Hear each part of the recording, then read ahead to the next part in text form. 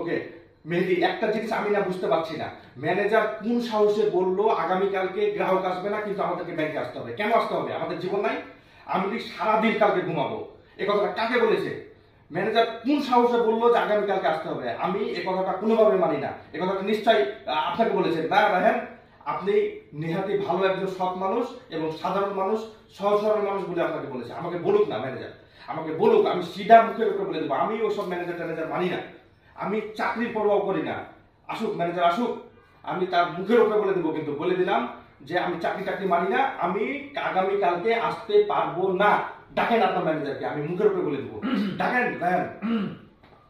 ফিরোজ সাহেব, কালকে কাস্টমার না আসলেও আপনাদের কিন্তু ব্যাংকে আসতে হবে। হ্যাঁ আচ্ছা, অবশ্যই আসতে হবে। এই গ্রাহক ট্রাক তো কোনো ব্যাপার না।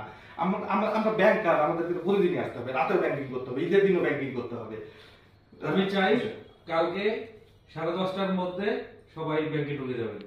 না না না না, আমি আমি আমি 9টার মধ্যে আসবো। আমার পুরনো কিছু ফাইল টাইল আছে, টেবিল গুলো মুছে একটু আমি ইয়েটা করে কাজটা একটু আগে শুরু করতে চাই। আমি 9:30টার সময় আসবো স্যার। আর ছুটি কিন্তু সবার 5টার দিকে হবে।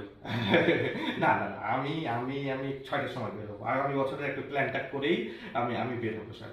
বাহ, এটাই ব্যাংকের প্রতি ভালোবাসা আপনার। না এটাই হওয়া উচিত, আমরা তো ব্যাংকার স্যার। ঠিক আছে স্যার। তাহলে কালকে সবাই আসছেন কিন্তু? হ্যাঁ অবশ্যই অবশ্যই স্যার, আমি আমি আমি 6:30টায় আসবো স্যার। আমি 9:30টায় আসবো স্যার, আর 6টার সময় বের হবো স্যার। ঠিক আছে, এটাই বলার ছিল।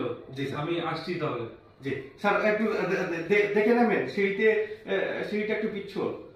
ঠিক আছে। সালাম নিয়ে স্যার। ও, আমি তো আপনার ছোট। তো ওই আর কি।